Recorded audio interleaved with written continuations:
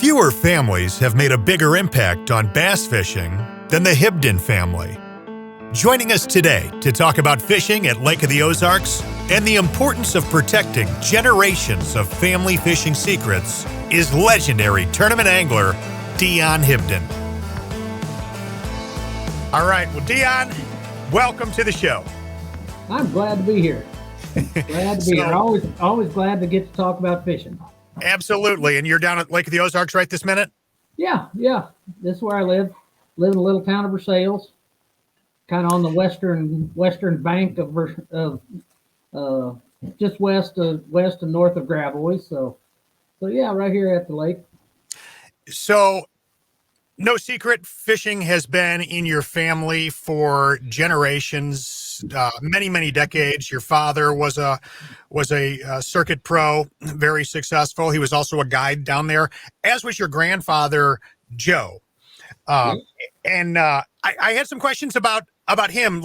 I'm interested in going way back. Did you ever get out on the water with him? No. Okay. He died when I was a couple years old. Gotcha. If I did, I was too young to remember. Sure. But I mean, he was one of those earliest guides ever down there, right? Oh yeah, absolutely. Him and my uncles. I got to fish with my uncles quite a bit. My dad was a mistake. He was 20 years younger than his oldest brother. So my three uncles were basically like grandfathers to me, and they spent a lot of time with me, took a lot of time with me. So, so I got to fish with them quite a bit. I mean, I would love to know about that time in history, going back to the 30s and 40s at Lake of the Ozarks, when it was a new lake, when shortly after they dammed it up, how it was compared to today. Well, it was just like any of the rest, when it first came out, it was good. But about 10 years down the road is when it got really good. First off, I mean, my dad can remember when he got his first trolling motor, to actually, go around out in. For the most part, it was like a typical, kind of like it would be way up north, the guiding. They all had 16-foot Richline V-bottom boats. Most of them you oared around. You had a pair of oars that you kind of took your people down the banks and shorelines with. Like I say, Dad can remember the first 10-horse Johnson he ever saw. That's how far back it was. No depth finder, stuff like that. That's back, pre-depth finder time. The first depth finder my dad ever saw, one of his guide parties brought it, and it looked like a little tiny suitcase, a little Lorant suitcase. Wow. He said they thought that was the coolest thing ever, and that'll ruin fishing. They'll catch them all now, and stuff like that. Kind of like they talk about live scope and stuff like that in this day and age. Sure. If we could only know how deep this was, we would unlock all the secrets. Oh yeah, absolutely. And they did it other ways. They did it with a lead sinker on a string, stuff like that. If they had to know, if they felt like it was important. For the most part, they didn't need that, just to go catch a fish. You use the common sense stuff, with fishing as much in the wind as you could get and stuff like that. They were very common sense anglers. And I really think that's why my dad was so successful, in his tournament and fishing ability, as far as his whole lifetime, is because he was very common sense. And he didn't, he got brought up just catching a fish. He didn't get brought up with electronics and, special stuff, like we have today. He got brought up going out and figuring out and catching them, and that's different than it is in this day and age. In this day and age, you got people that can't fish, but they can still catch them just because they're good with those electronics and stuff. Absolutely. And some of them have virtually no fishing talent whatsoever, but they can still get by because they have, a lot of, computer savvy and stuff like that, as far as how to use some of these new electronics and stuff. And it's pretty amazing to me. I've got to see both ends of the spectrum. I was born into the old school, and now I get to see how it is in this day and age, with my kids and stuff, and how well they can use those electronics. So it's pretty cool. It's very cool. As somebody who makes their primary living on the tournament circuit, does that bother you that a guy who did not get brought up, fishing, who just happens to be really good at these electronics can now compete at a very high level? Oh, no, not really. It doesn't bother me, because kudos to him. If he's figured it out to that extent that he can go out there and fool those bass, just by knowing what to do when he sees him on his electronics, good for him. I'm impressed by it. I can tell you that right now. It would I like to see an old school tournament? Yeah, I would. I'd like to see one a year. Don't have to have a bunch of them. Just have one old timers tournament a season. Where you're issued one piece of electronics. Like a flasher. But most of these kids nowadays, they barely know what a flasher is. Because most of them were born after LCRs became popular and stuff like that, which is basically a lot of the technology we have now. But when I first started, there wasn't anything like that. There weren't GPSs, when you found a spot offshore, it's because you took a map and you triangulated on the bank and stuff that you could see, and right, and you figured out where it was at, But anyways, it's all a talent. What they do is a talent. What we used to do was a talent. And like I say, if you're at the top of the food chain and what you do for a living, good for you. No matter how you do it. Like I say, most of those kids wouldn't know how to catch one 30 years ago before they had all this stuff. But in this day and age, I suffer going against them in a lot of situations. So, that's my fault. I should get better at it. I should work at it. I should evolve. But there's tournaments every now and then that I feel like a complete dinosaur. I can tell you that right now. We tried to fish one last year here on Lake of the Ozarks, early spring, and a couple or three of the guys did really, really well. Live scoping and active target, stuff. I use active target, but anyways, using active target for a whole tournament, it was just almost impossible for me to do, simply because when I started having a little bit of trouble catching them, then I don't know how to change up. Sure. Where if I do it old school and I start struggling a little bit, I know what to do to change up to go ahead and keep catching them.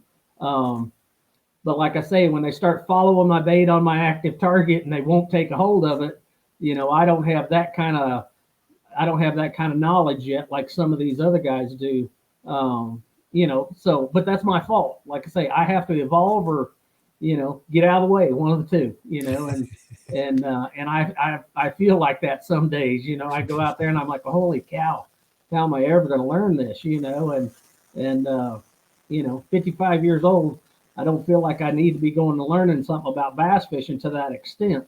But you do. I mean, technology, everything, the electronics, the outboards, the boats, everything is just evolving, right in front of my eyes. I'm proud I've got to see it, now I just have to use it, and learn how to use it and stuff like that. Where do your sons who have followed in your footsteps, where do they stand on it? Are they more leaning towards that side where they're very much relying on it, embracing it? They don't rely on it solely, by no means, because they grew up old school. They grew up seeing it the way I saw it, and growing up with their grandpa and stuff. And that's how they learned how to fish. So really, they're the best of both worlds right now. Sure. Because when it comes to reading that active target, they're both awesome at it. They can pick out what fish they want to catch. They can tell you if that's a keeper or if that's not a keeper. You know, That's oh, wild. we don't need to fish for those. Those aren't going to bite, you know, or something like that, you know. And so they really they have the best of both worlds, you know. So I expect huge things out of my sons, you know, for years to come. You know, just because they have it all. They have both deals, you know. And there's guys right now on the elite series, the elite tours, you know, the upper crest of what we do for a living that are exceptional at that, you know, and they're making a living doing that type of fishing. And my hat's off to them. That's awesome, you know. But when it comes to, you know, some of that other stuff, some of that old school stuff, you know, then I feel like my kids, you know, are going to excel over them in certain instances because they grew up old school, you It's a know. great foundation. Yeah, Without that so, foundation, yep, what happens if your stuff stops working out there that's and you've got to right. You rely know, solely on your yeah, skills? you got to have everything. You know, you got to be able to do everything. You know, very few one-dimensional fishermen go very far in our sport. You know, most of them have to be able to do a little bit of everything. Uh, you know, my dad, people used to say, "Hey, Guido, what's your favorite way of catching fish?" And he'd say, "I don't really have a favorite way. I just want to catch them." You know, Mhm. and so therefore he felt like he was one of the best rounded fishermen, you know, in this part of the world. You know, he could do anything and everything. And like I say, to say that I can say I have a favorite way, yep, I enjoy throwing a jig about as much as anybody. But is that my favorite way? No, I just want to catch them.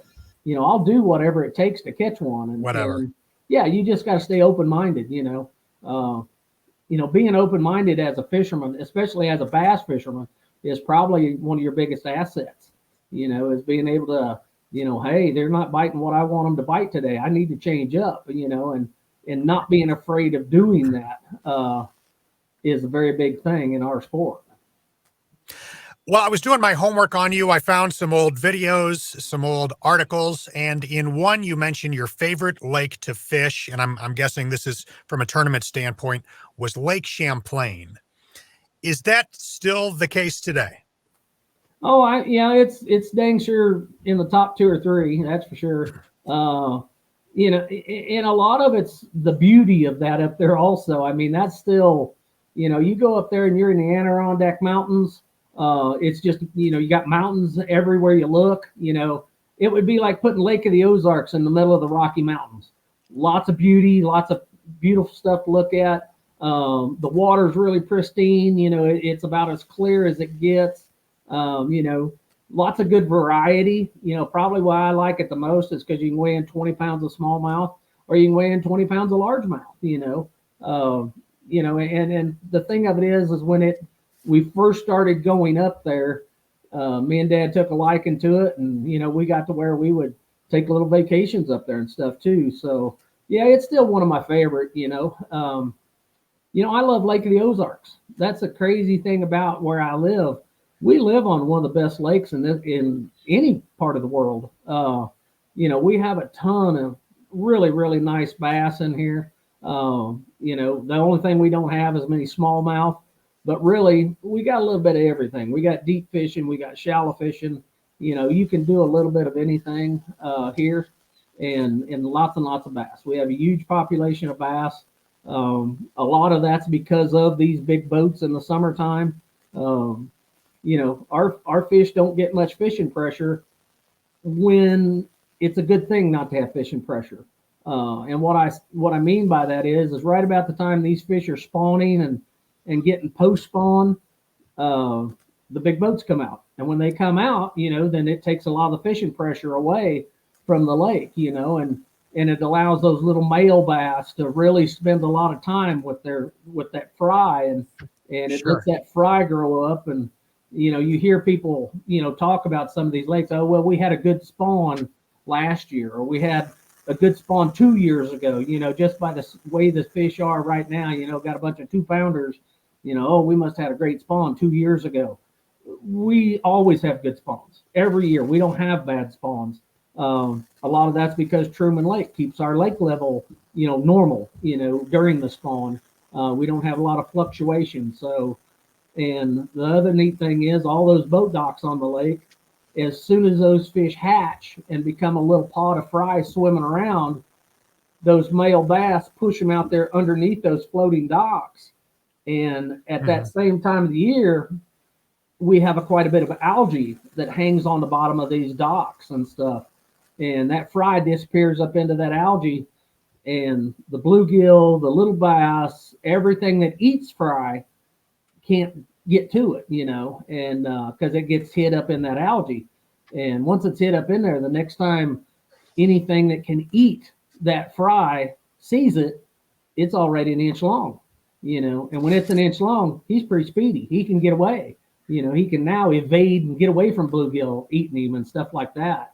So like I say, we have extremely good spawns every year, and that's why we have such a huge fish population. And I've been all over the world, and I don't think there's any place I go that's probably got any more good fish in it than right here. Because we're far enough north, they don't get gigantic, but we got lots of 5 and 6 pounders, tons of 5 and 6 pounders.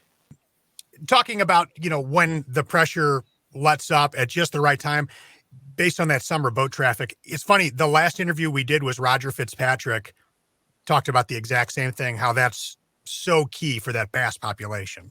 Yeah, it means everything to the fishery. We have a lot of tournaments. Don't get me wrong. We have Wednesday, Thursday, Friday and Saturday tournaments. We have 3 or 4 tournaments a week, but they're not very big. And they're, for the most part, most of them only last about 3 hours because, we try to pick time frames where we can get out there and not get ran over by the big boats. Right. So it's definitely a big key. We just get less fishing pressure than a lot of the lakes around the country. This is a lake that's not meant for bass fishing. It's meant for recreational, stuff. And like I say, because of that, we have a really good fishery. I kind of went down the rabbit hole on Lake Champlain because I've never been there. I don't know much about it, but I know it's a very popular place for the big tournaments. And I was reading about, they've got quite a healthy sturgeon population up there. Have you ever caught one like on accident up there? I've caught them on Thousand Islands and out of Lake Sinclair. I've caught sturgeon. I've never caught one out of Champlain. Yes, they do have them, and I have seen them. I think that's about half the Champ sightings up there is a school of sturgeon on the surface. Right. Because they, when you take a 6 foot long fish and you take 4 or 5 of them and you put them in a formation and they go swimming, that's a pretty big presence, Absolutely. And I have seen that 2 or 3 times up there, and I think that's Champ for most people up there. I went down that same rabbit hole, and the stories of that, whatever it is, it's for anybody listening. If you don't know, it's basically the Loch Ness Monster, but this lake's version of it. And the tales of this massive beast have been going on as far back as the early 1600s. And, Native Americans would have this story. What's his name? Samuel de Champlain told the story. And that is what they say is the most likely, reason is, it's a bunch of sturgeon. In all your years at the Ozarks, have you ever seen one down there? Because I've read some articles now about these randomly getting caught in the Ozarks. I know of one guy that has caught two, off the same point, 2 years in a row. They weren't very big, but still, he caught 2 sturgeon, Right. And like I say, that's been confirmed and everything. They're crazy. They live to be like 150 years old and can be like 350 pounds. It's just, they're dinosaurs. These were both, like 60 pounders, 50, 60 pounders, something like that. But they're here. They got some of them, and why wouldn't they be here? Right. They're in the rivers and stuff like that. So there's bound to be one got in here somehow, and any other, up there at Champlain, it's quite funny because we joke about it. We joke about it. if you joke about it with a person that's over 70 years old, they will look at you like you have just shot their dog. I mean, it is it's real. Not to be joked about, They huh? know it's real, and if you make fun of it, you're making fun of them. I mean, because everybody yucks it up about it, and stuff like that. But they know it's real. There's something in there, and they've heard from a friend or seen it themselves or something, Yeah. and they know it's something. So it's quite comical to go up They've there. named a baseball team after it. They've got one of their Absolutely. minor league teams is named after it. So There's it's a there's little towns up there that have got that stuff everywhere. I mean, there's Champ restaurants and stuff like that and different things. I mean, it's pretty cool. I'm a believer. Heck, why not? I yeah. mean, Why not? you got a gigantic lake up there and tons of water that even the most modern electronics can't look at all of it. I mean, it's enormous. So yeah, why can't something disappear down in there? Whenever those kind of conversations come up, like the Bigfoot thing, it's like, I hope it's real. I wish it was. I wish they'd confirm it someday. I'd love that. I'm a firm believer in Bigfoot. I mean, how can there not be something else? How That's can we what I flatter said. ourselves to think that there's not something out there? My dad got to hunt a lot, and when I say hunt, he got to hunt British Columbia, Alaska, and he said there's times that you're in those little planes. He said you don't see a house light for 15 minutes of flying. So that's vast expanses of country up there. How are you going to see everything that lives in there? You're just not. Yeah. So yeah, I'm a believer. What I think is, we're still discovering new species of this and that all the time. And we have so many things already that are very close to what the Bigfoot supposedly is. Like, various forms of apes and bears. It's like what they're saying this thing is, it's not that far off. No. You know what I mean? Yeah. That's where I'm at on it. Yeah. I like that one deal when they talk about the ocean, that we've only explored like 7% of the ocean. And then everybody, says, well, how do they keep discovering all these new species? 30 or 40 new species a year or something like Right. that. Well, if you only look at 7%, I mean, how can you not? Well, we have gotten way off of bass fishing now. Yes, we have. Well, let's jump back to that. Speaking of, big behemoth, crazy fish to come across, let's talk about some of your best catches down at Lake of the Ozarks. For bass, what's your biggest that you've weighed? Oh, 3 years ago, me and two of my sons, Lawson and Payton, we all three caught a 10-pounder in the same spring. It was really nice. Yeah, it was just kind of weird, just one of Jack's guide parties caught a 10 something that same spring. My biggest, I caught one that was almost 11 when I was 12 years old. Wow. Here on Lake of the Ozarks. And I was actually out in the boat with my dad before he won his first BASS tournament here on Lake of the Ozarks. And I caught that big one. We carried it around for a little while, and he says, "Oh, I'll have it mounted for you." And I'm like, what if you catch that in the tournament? He said, "I'm not going to catch that thing in 2 days or 3 days." And I said, "Yeah, but what if you did, And sure. And we took it back and turned it loose under the same dock I caught it under. And I fish that dock every spring. I'll fish it 4 or 5 times, just to go back to that area. Now I know that fish is not alive now, but still, I still fish that area a lot, because, in my opinion, if one lives there, the next big one comes along to live there, There were conditions for that one to get that way in that area, so why not? If it's perfect for one giant, it's perfect for the next giant, I've actually talked to a guy that saw the lake record get caught, and when I say that, he came told me the story, and I believe the story. It was a 13 something, but it was caught by a little boy walking a bank. And he was fishing in a bass tournament, and he seen it get caught, and told the kid. He said, "Hey, you need to go have that checked out." But But anyways, yeah, there's 13. some big Wow. ones in here. Lots of 5 and 6 pounders, but every now and then there's a 9 or a 10 gets caught. Um, how it doesn't happen in that big bass bash is beyond me. I always think with that many people out there, somebody's going to catch one of them giants one of these days.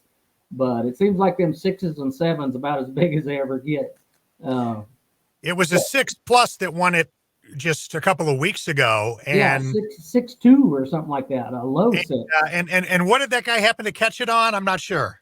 He caught it on one of my new jigs. That's what was exciting. Yeah. Uh, I've taken that guy fishing since then. I went fishing with him, and I started fishing bass tournaments against that guy when I started fishing. When I was 12 years old, I would fish bass tournaments with my uncle Virgil and my dad, and that guy used to fish in those tournaments too.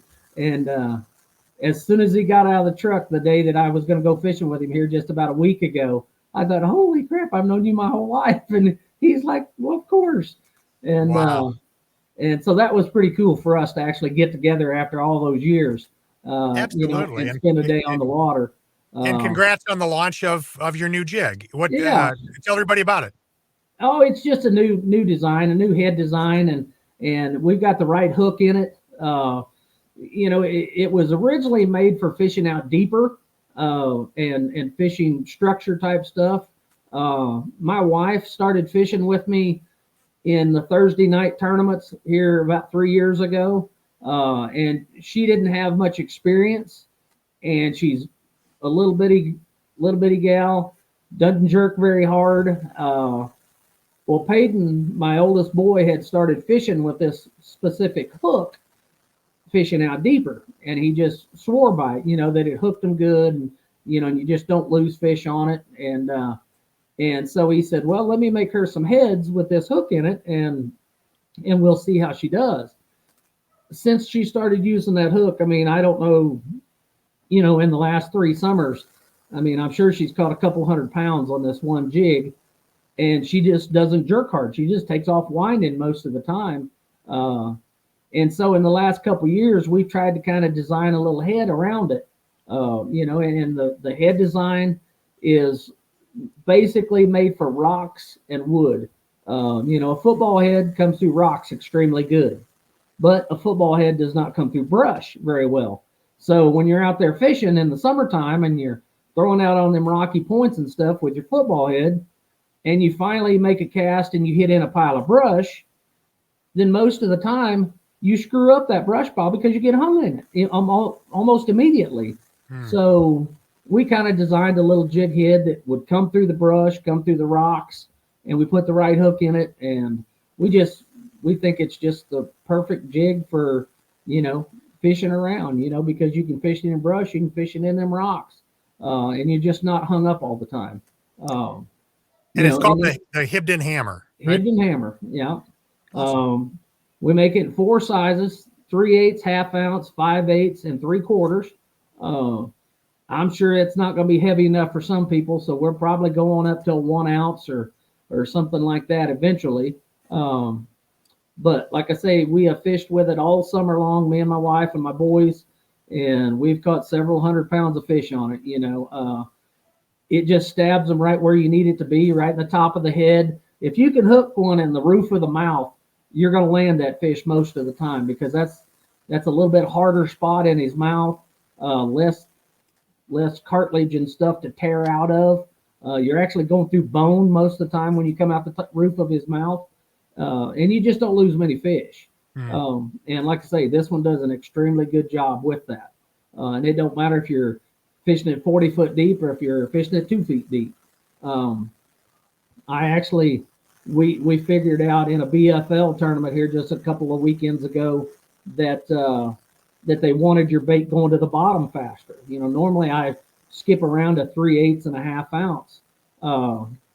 And Lawson, the first day of the tournament, figured out that, he got a couple of big bites by throwing that 5/8 around in 5 foot of water.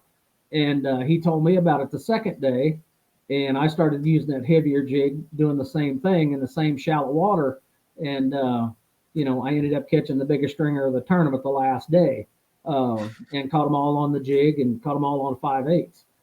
which is very uncharacteristic. Normally a half ounce is a lot heavier than I like to skip around. But like I say, this 5/8 works really good. And like I say, it's exactly the speed those fish wanted the bait going to the bottom.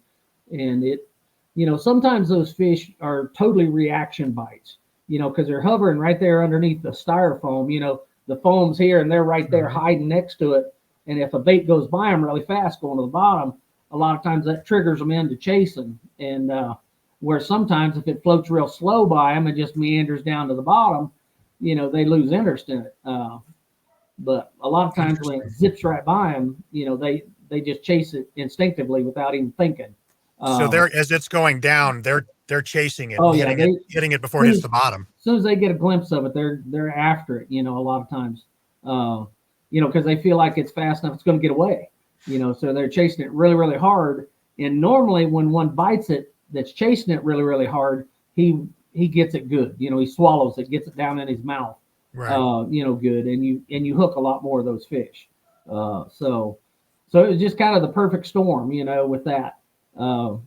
Just happened to figure it out, that heavier jig, which is a nice thing. There's three of us, me and two of my sons, and they got it all figured out. And then luckily enough, I got out there and found the right little batch of fish and that had some big ones in it, and one, finished second in the tournament. It didn't win, but figured out how to catch some of those big ones, on the final day.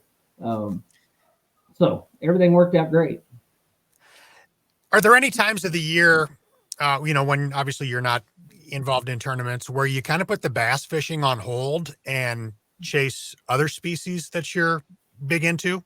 Oh, it's my sole ambition in life to catch all the crappie out of Lake of the Ozarks if I can. I'm not catching up for some reason. I'm not getting it pulled off. There just seems to be more and more every year. But no, I crappie fish the heck out of things. In the summertime, I like to chase those big hybrids and stuff. And there's nothing like taking my grandkids out and catching a big old batch of catfish or something. I fish for everything. There's a lot of guys that are really, really solely, bass fishermen or stuff like that. You couldn't be that way. I started guiding when I was about 12, 13 years old. And if you were going to be a good guide, you couldn't say you were a bass guide, because you're going to go out there some days on bass days and you're going to struggle. You're not going to catch them. And then you better have a crappie rod in there where you can go catch them people mess fish, Right. Because 99% of the people that you guide and take fishing, they just want to catch a fish. They want to get bit. They want to go out there and say, hey, I caught 30 crappie today, or I caught a hybrid that was 10 pounds today, something like that. They just want to say they went out there and caught some fish and had a good time. If you have to take them out there and they struggle around to catch two or three little keeper bass or something like that, that's a lot of times not a lot of fun. That's work. And most of those people that hire you for a guide, they're not out there to work at it. They want to come out and have a good time. Right. So as far as that goes, there's not very many things that swim in Lake of the Ozarks that I can't go and catch pretty readily. There's certain times of years that are better for certain things than others. Like right now, from now till the lake freezes up, is my favorite time to crappie fish. I don't like getting out there and following 10 other boats down the bank in the spring, throwing bobbers, to catch them off the bed and when they're spawning. I like to catch them right now when it's me and two other boats on the lake out there fishing for them. So yeah, I like to catch everything. There's nothing out there I don't chase. So I like to have a good time, simple as that, and like I say, sometimes that good time entails catching an old catfish or something, we used to, I've hired guides where it didn't go so great. Never at the Ozarks, but we're out on the ocean, various vacation destinations, and it's like we caught 2 fish. Yeah. Great fish, but we caught 2 fish in 6 hours, and it's like that makes for a weird, expensive day. Yeah. And now that you say that, it's like it would have been smart if that guide would have had kind of a plan B, like, okay, the tarpon, we got you your one tarpon and we haven't had a bite in 90 minutes. let me try something different Yeah, rather than just sit let's there go and stare at each catch. other for another 3 hours. Yeah, let's go catch a couple flounder or something. Right. Or redfish or a lake, or a trout or something. Yeah. Let's go catch something. And that's something that just really old school guides. You have to do that. You have to have that in your back pocket. Just so you can, make your day, not be all about the stories of, oh, well, they were biting doing this, and Yeah. this is how I catch them doing this. And, well, you can only do that so much, and they want to get tugged on, so you better have something in your back pocket to let them go catch something. And The funny, my funny guide, hiring a guide story. It was 6 months ago. We were in Puerto Rico, and it's like, oh, let's do one of these tarpon tours. And I caught a like 25-pound tarpon, so it was awesome. I got a picture with it. It was great. But that was the only fish we caught the whole day. It was pretty pricey, and we were his second trip of the day. It was one of these outfits that has like 3 and 4 little boats out, every day. yeah, So we were this particular guide's second trip of the day, and it was like, yeah, be there. It's 11 to 3 or whatever, and he was about an hour and 15 minutes late, no, because on his early trip, he called us finally. On his early trip, they couldn't catch a fish, and he didn't want to give up and take him back to shore with nothing. So finally the boat comes, these guys hop out, and I'm just quietly watching. I'm like, I could tell something was up. So I waited till we got out a little bit, and I'm like, so how'd you guys do this morning? He's like, oh, they didn't get anything. I'm like, oh no, who did I hire to yeah. take me out? Do you do much guiding? Oh, a little bit, not a great lot. Like, do you advertise yourself as a guide, or is it just kind of word of mouth? It's kind of just word of mouth. I don't do it very much anymore. I still do for a lot of the people that I've, they're not really guide trips or friends. I've known them my whole life, and I've guided them since I was a little kid. So I do quite a bit of that still. A lot of my dad's old customers and stuff like that. I still try to take them as often as I can, and That's you cool. know, but like I say, it's as much. Heck, they're my old friends. They're friends I've known my whole life. Sure. And stuff like that. So to say I actually guide a ton, no, I don't. I don't guide a lot of new people. Yeah. And it's not that I don't want to. I do, but I'm also a little bit picky who I take. Because I've spent my whole lifetime learning how to do some of this bass fishing stuff. And it makes me feel weird to take somebody out that solely wants to learn how to tournament fish and teach them something that it's taken me 40 years to kind of, make perfect, I get uh, that. and, Yeah. and For they a few can, $100, I'll spill my yeah, family's lifetime of secrets. Yeah. they can spend $500 and they can get that all in a day's fishing trip, Yeah. So, I'm kind of picky that way. I don't, to say I take many fishermen that are just tournament fishermen. No, I really don't. And I ask, and you have guys that'll ask you right back, well, why does that make a difference? And I explain it to them just that way. I learned through my family, and I don't mind taking somebody out to have a good time.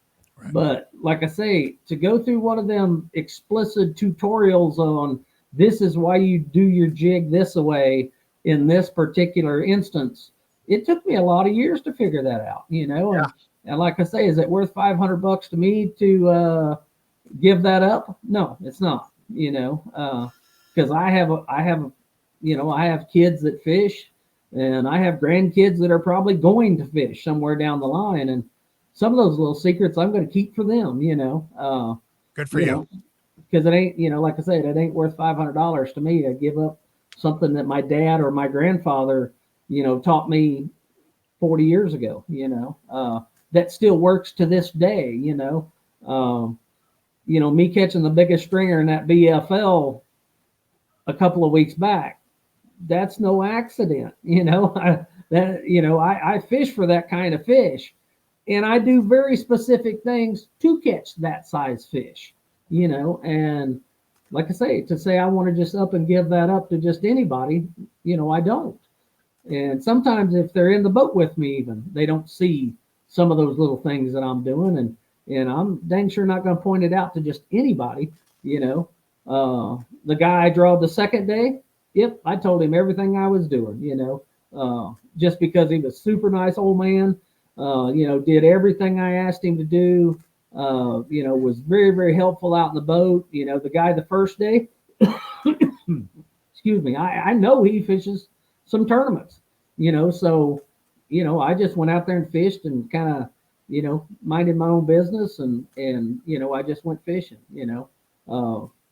and like I say, it's no accident that I only had 13 pounds the first day and the second day I had 20, I could kind of cut loose that second day and do what I wanted to do. And I wasn't really showing anybody anything, that was going to ever hurt me with it, or my sons, and teach, to show my sons, little secrets and tidbits and stuff like that. There's a lot of times that I sacrifice a tournament just by who I got in the back of the boat with me. If I know it's somebody that's going to blab to everybody he comes in contact with, oh, I got to see, how Dion really catches them. Well, is it worth making $5,000-$6,000 to give that up forever? Because once it's out, it's out. That's it. It's going on the internet tomorrow. Yes, and through the internet, it's out and it's gone, and you never get that back. Yep. You never get that secrecy ever back again. And like I say, that's just the way the day and age we live. And there's a lot of little tidbits that I'll never use in a tournament when I got somebody in the boat with me. I don't know who they are or what kind of person they are. So and a lot of guys can't do that. Well, sure.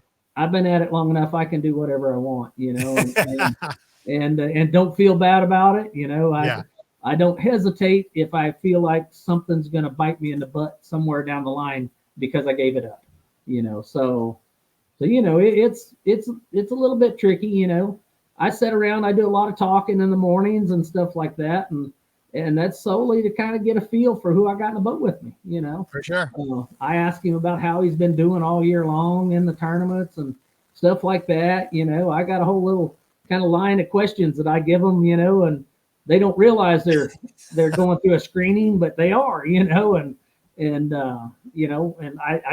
kind of got to know for my own well-being. I got to know, and so I ask all the right questions to where I know what kind of person I'm in the boat with, and 99% of them are great guys, great individuals. Sure. They would never do anything to hurt you.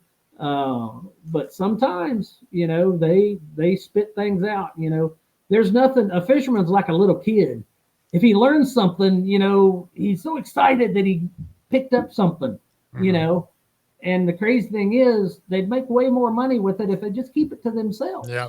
But when they get too excited, they got to share it with somebody, and oh yeah, and when that happens, you're hurting yourself somewhere down the road. So, Dion, how many more events do you have lined up this year? Really, I've only got one between now and the first of the year.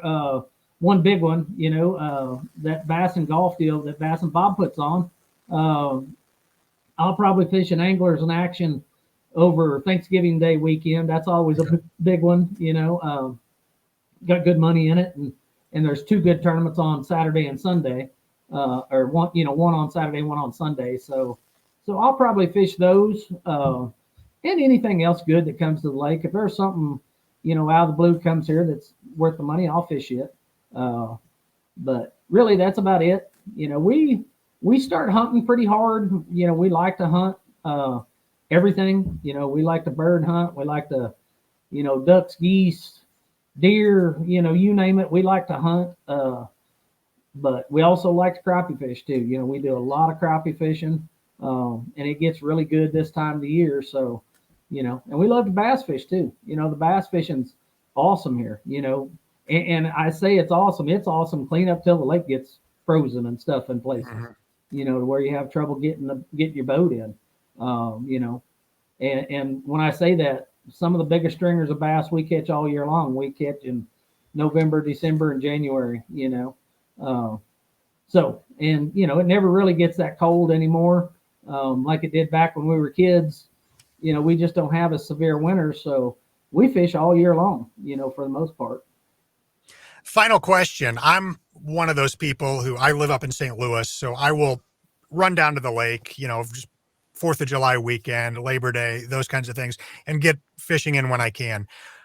What is the best, let's say, 2-week span of the year for fishing at Lake of the Ozarks in your mind? Like if I was going to come down there, what would be that little pocket of time that you would say that's when you're going to really kill it? Oh, I would, if I had to pick a specific time, it would be June, 1st of June, first couple weeks of June. Really? When those fish get post spawn and they leave the banks to go, go pull up on a little secondary point or a main point or something after they've spawned, there's nothing like it. There's days that you'll catch 150 a day, 3 to 5 pounders. And the last couple years, 150 3 to 5 pounders in a day? Oh yeah, lots of times. In June, at the beginning of June. They just that's the time that they school Write up the that hardest. down real quick. Out of all year, that's the time they school up the hardest.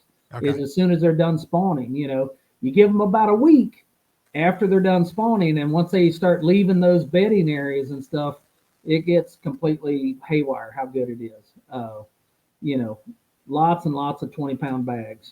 Just day after day after day, and lots of fish, lots of good fish. Pretty much anything you throw in the lake that looks like a shad, you can catch a fish on. And it's probably the best time. Me and Peyton, my son, we fished together quite a bit, and we got to talking about it year before last. Year before last was the most unbelievable year I ever spent fishing, I think, on Lake of the Ozarks. And he asked me one day, we were out there, and we caught, between the two of us, we'd caught a couple hundred bass that day.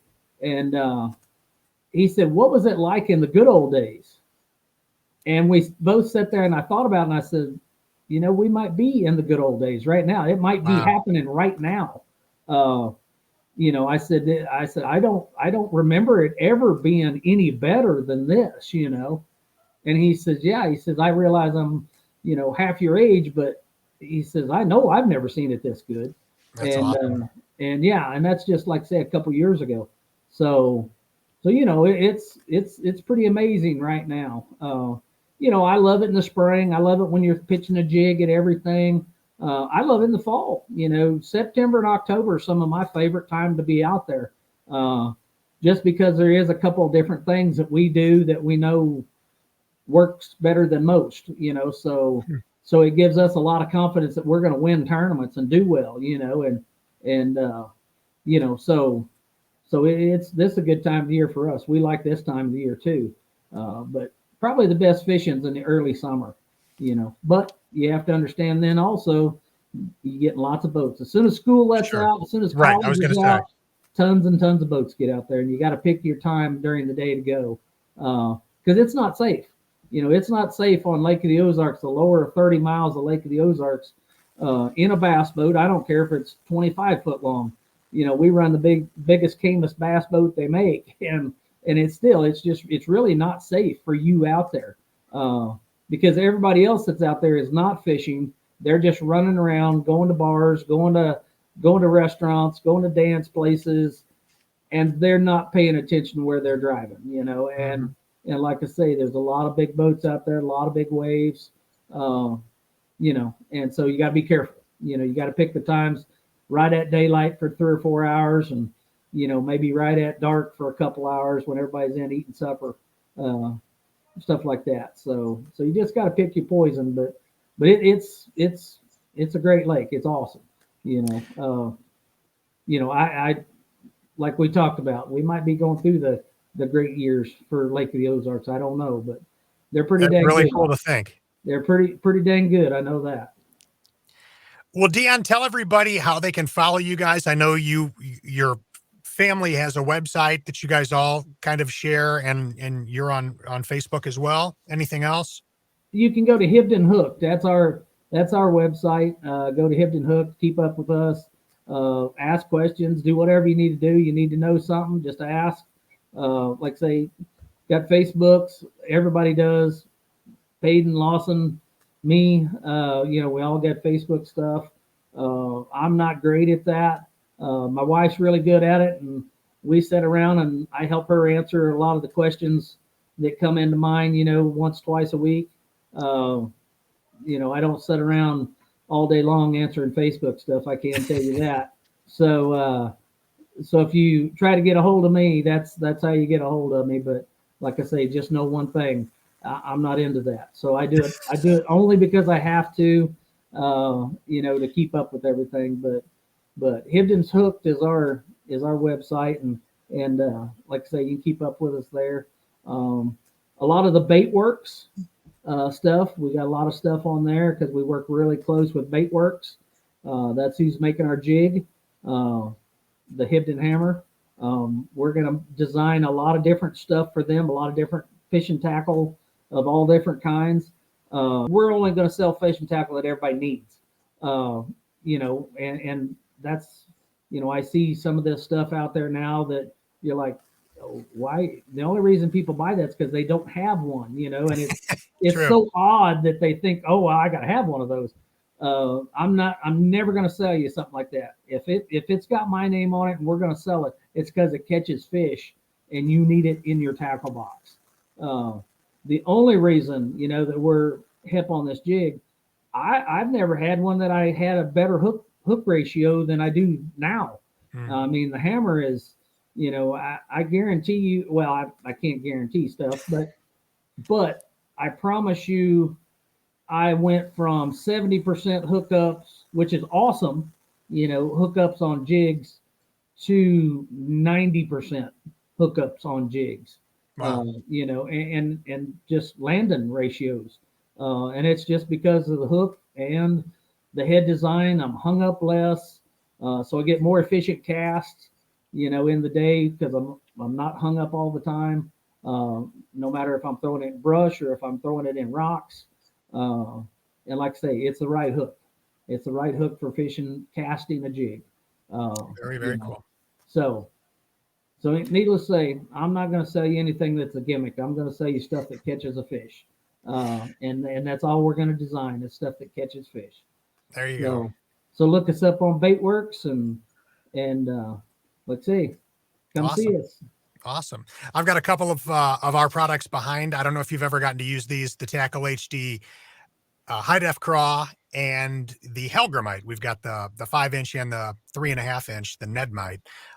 Both of these displays here, people can actually find in Walmarts now. Mid-Missouri, like around the Ozarks, down through Arkansas. Walmarts are now carrying these displays, so you can get some of our products there. And of course, the website you see right below me, tacklehd.com.